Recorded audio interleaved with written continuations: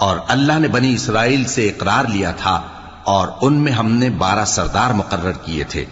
और अल्लाह ने फरमाया कि मैं तुम्हारे साथ हूं, अगर तुम नमाज पढ़ते और ज़कात देते रहोगे और मेरे पैगंबरों पर ईमान रखोगे और उनकी मदद करते रहोगे और अल्लाह को कर्ज हसन दोगे, तो मैं तुमसे तुम्हारे गुनाह दूर कर दूंगा और तुमको बहिश्तों में दाखिल करूंगा जिनके नीचे नहरें बह रही हैं।